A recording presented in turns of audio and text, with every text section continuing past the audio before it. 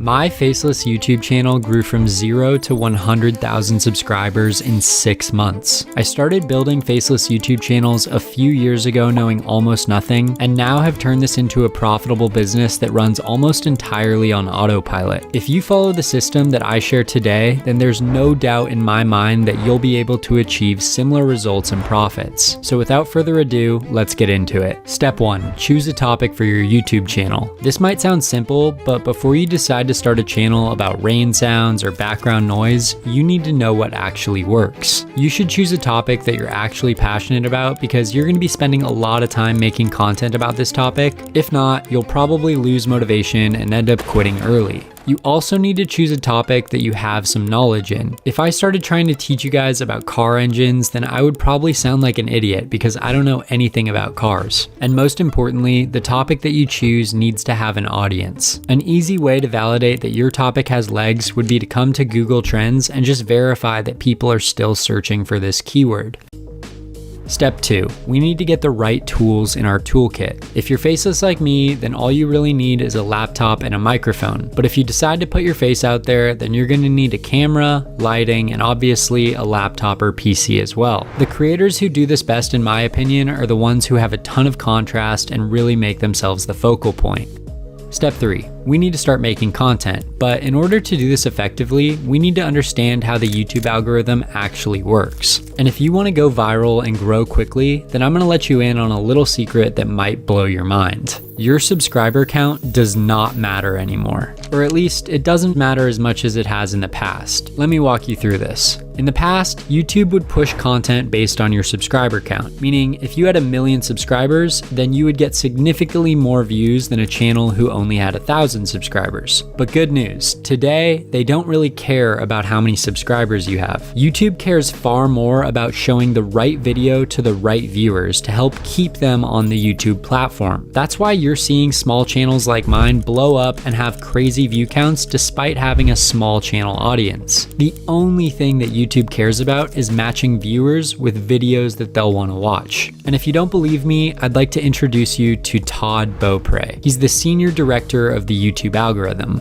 For me, it's all centered around the viewer. So the algorithm starts when a viewer opens the app, and the job of the algorithm is to then deliver the best videos to that viewer. Todd also gives us another secret that most creators are getting totally wrong. The way we design the algorithm is actually such that we want to give audiences the videos and other content that they're going to be most satisfied by. And so what I encourage creators to do is when they have some of these questions, they immediately kind of think about algorithm, like replace the word algorithm in their question with the word audience. That's going to give you a better answer because we're aiming to serve the audience. So in short, stop thinking of YouTube's algorithm like some mystery and start thinking of it like your audience. Meaning if your average view duration was low, it's not the algorithm's fault. Your audience just didn't really like the video. If your click-through rate was low, then you're not shadow banned and the algorithm isn't not showing your video to people. Your audience just decided not to watch that video. And remember, it's your job to market your video with a good thumbnail, and Todd even acknowledges this. For creators to really understand that their views were determined by how well they packaged the video, that it wasn't just about making a great video. That part of the job of being a creator was to market that video such that people clicked on it, because that's what you need to get views. If you guys want more insider information like this, I'm going to be going to an exclusive event where Todd will actually speak and drop more knowledge on the algorithm. I'm planning to either record it or find a way to share as much of the information as possible with you, so make sure you're subscribed to see that soon. But what does all this mean to you? The reason that I'm showing you all this is so that while you create your content, you can take advantage of this information and get as many views as possible. So with all that in mind, let's move on to step 4, which is creating our viral content. If we take a deep dive on my channel, you'll notice that I've uploaded 29 videos over 7 weeks, or about 1 video per week. To me, that just feels like a healthy amount of space for my videos to breathe and resonate with you guys. And if you dissect every video that I've made so far, you'll notice that most of the videos all share a similar structure. In fact, I follow the same simple framework to make every video that I put out. Maybe you've noticed it. It looks like this. We go from hook to a good storyline or information, a reminder to subscribe, and a payoff at the end of the video.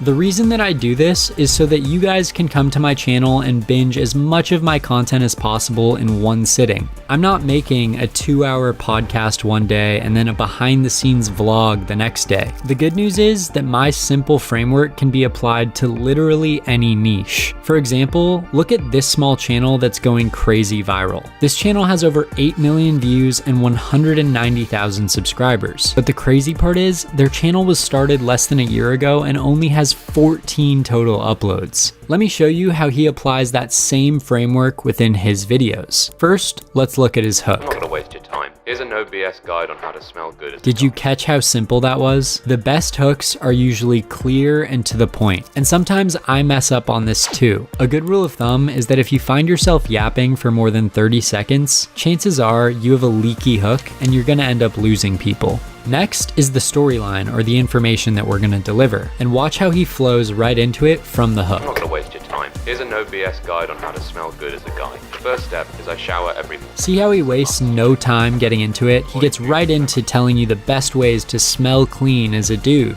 which, lucky for him, is something that applies to about 50% of the entire population. All of his points flow and they make sense. But what about the payoff? We need to find a way to tie all the points together to make sense for our viewer. When I applied these 4 steps, people started treating me better, and I feel more refreshed and more confident. And finally, don't forget to mention to subscribe somewhere in the video like this. If you're interested, click subscribe right now and hit the like button. It's a win-win. That simple subscribe reminder might feel cheesy to you, but trust me, it makes all the difference. So now that you've created your content, it's time to start uploading. But before you click share, here's a quick checklist to run through to understand how viral this content will be. Just ask yourself these questions. Is my thumbnail enticing to the viewers that I want to attract? Is my hook clear and easy to understand? Does the first few seconds of my video generate curiosity? Does my information or storyline flow smoothly? Will new viewers want to subscribe to see more like this in the future? Will my previous viewers enjoy this content? And most importantly, will people feel satisfied that they decided to watch this video?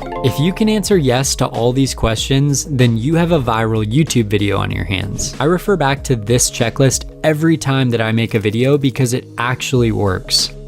Step 6. Learn from your analytics and keep evolving your content. Every time I post a video, I use my analytics to study what worked and what didn't. For example, this video didn't perform very well on my channel. I went into the analytics and I noticed that the CTR was way lower than usual, and that means that I missed the first box on my checklist. Additionally, I also learned that new viewers were not subscribing to my channel from this video as much as usual. I figured this out by seeing that around 50% of my viewers were not subscribed, yet I only got about 375 new subscribers. That's way lower than most of my other videos, and it means that I missed the 5th box on my viral checklist. Bottom line, make sure that you're learning from and improving every video with your analytics. Step 7, monetizing our channel. All the work we've put in means pretty much nothing if we can't find a way to make actual money. And this is where I see a lot of creators really struggling. I've found several creative ways that we can do this, and I'll talk more about those in every video, but for today, I'll be covering 2 that you guys are probably most interested in. The first being YouTube ad revenue. My channel's CPM is just under $10, which actually isn't very high. Other niches out there have way better CPMs, which is something that I wish I knew before getting into this topic. Unfortunately, most creators gatekeep or lie about this information, so I want to give you the unfiltered truth. As a channel with 100,000 subscribers that started over 6 months ago with a CPM of around $10,